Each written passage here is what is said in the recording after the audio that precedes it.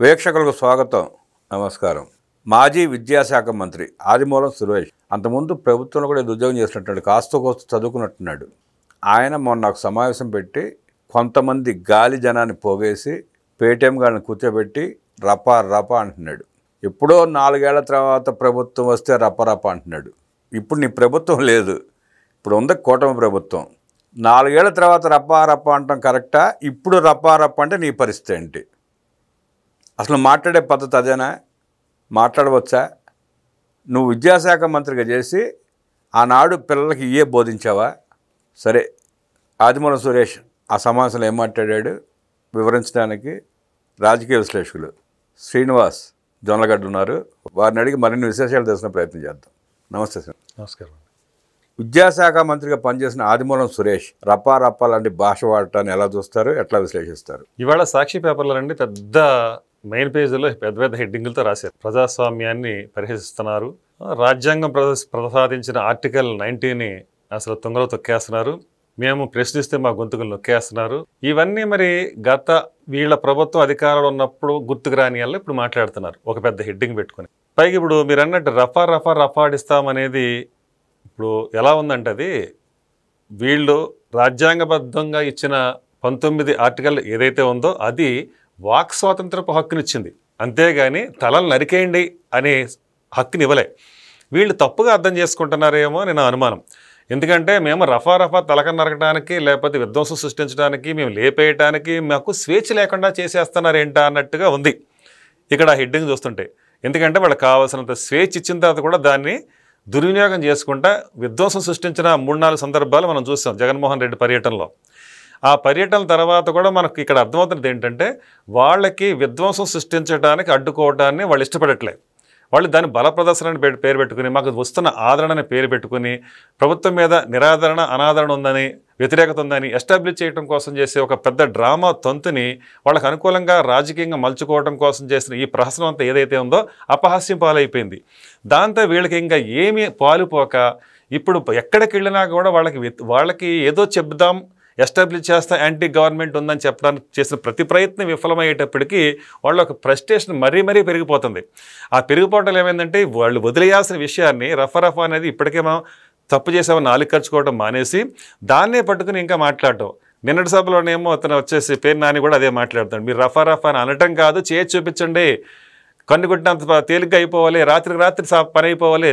ఏదో రాపుగలరావు ఏదో సినిమా ఉందండి, ఆ ముత్యాలముఖ సినిమాలో ఎవరినో లేపేసి శవాన్ని డిక్కీలో పడేసి తీసుకెళ్ళి వాళ్ళ మామ పడుకున్న దగ్గర మామ మంచం పక్కన మంచంలో పడుకోబెట్టేయండి అంటాడు.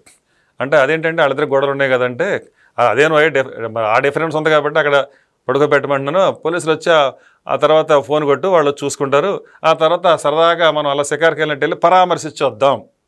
ఈ పరామర్శించొద్దాం అనే కార్యక్రమం ఏదైతే ఉందో ఇది 40 ఏళ్ల క్రితం వచ్చిన ముత్యాలముఖ నుంచి సాగుతున్నది. వీళ్ళది ఎలా అంటే డోర్ డెలివరీలు, ఆ తర్వాత ఏదన్నా సవాలు ఉంటే కనపడితే వెళ్ళి పరామర్శించుకోవటాలు. అందువల్ల వీళ్ళకి కావాల్సింది ఏంటంటే రఫా ఉంటేనే వాళ్ళకి సవాలు దొరుకుతాయి. ఒట్టుగా సవాలు ఎక్కడి నుంచి వస్తాయి? అందుకని అందులో చాలా సవాలు కొత్త ఎదుర్కొంటున్నాడు జగన్మోహన్ రెడ్డి. ఆయనకి ఏదో ఒకటి తెల్లవారులు వేస్తే ఏదో చోటకి వెళ్ళి పరామర్శం చేయాలంటే సరిపడా సవాలు దొరకట్లే. అలా ఉంది ఇక్కడ వ్యవహారం చూస్తుంటే. హాస్యాస్పదంగా ఉంటుంది కానీ ఇలా చెప్పుకోవడానికి అలా ఉంది, వింటానికి కూడా విడ్డూరంగానే లాగా. ఎందుకంటే వీళ్ళు ఎలా ఉందంటే అసలు ఇవాళ సాక్షి పేపర్లో పెట్టిన హెడ్డింగ్ అది వాళ్ళకే అన్వయించుకోవాలి. వెనకెదిరిగి ఆలోచించండి ఒకసారి. 5 సంవత్సరాల వాళ్ళ పాలనలో ఏబిఎన్ ఏమైపోయింది? అక్కడ ఏమన్నా ఛానల్ వచ్చిందా? TV5 ఏమైంది? అక్కడ ఏమైనా ఛానల్ వచ్చిందా?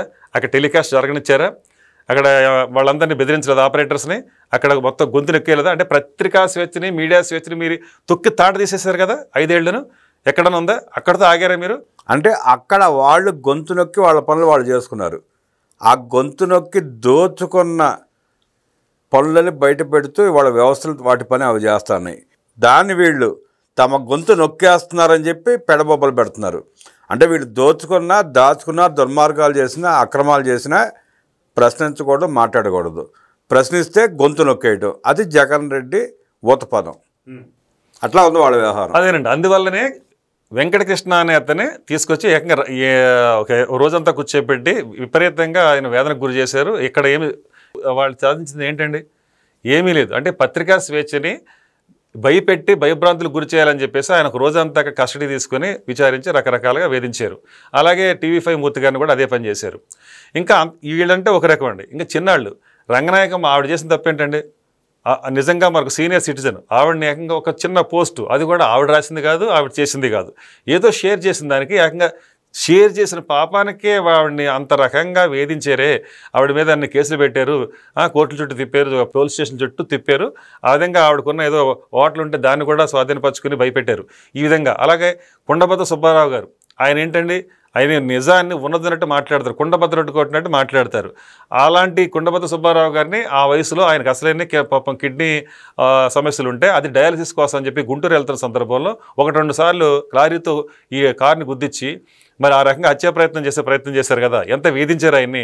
అలాగే ఎక్కడో అనంతపురం జైలుకి పోలీస్ స్టేషన్కి ఎక్కడో ఆయన విజయవాడ గుంటూరు దగ్గర ఉంటే అనంతపురం పిలిపించుకుని ఆ వయసులో ఆయన్ని విపరీతంగా మరి ఎంత వేదనకు గురి చేశారు, ఎంత టార్చర్ పెట్టారు. ఇవన్నీ మరి ఆ రోజు పత్రికా స్వేచ్ఛ అనే మాట ఆ రోజు గుర్తు రాలేదా? ఇవాళ మీరు హెడ్డింగ్లు పెట్టుకున్న విషయం మీకే వర్తిస్తుంది కదా. ఆ విషయం సాక్షి పేపర్ భారతిరెడ్డి గారు తెలియదు కాదు కదా ఇది.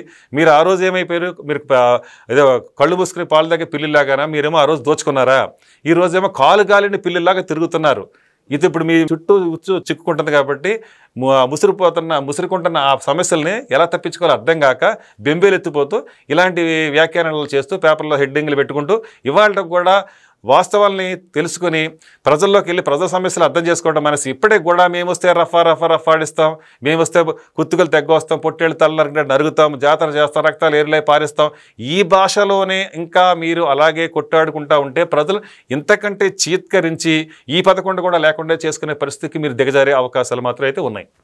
ప్రజలు తలుచుకొని రప్ప ఆడిస్తే మీరు కుదేలయ్యి మీ పార్టీని బొందబెట్టుకుని ఎటాడంటే చల్లాదరే పారిపోయారు. ఇంకా 4 ఏళ్ల తర్వాత వచ్చే రప్ప ఆడిచ్చే పరిస్థితి మీకు లేదు.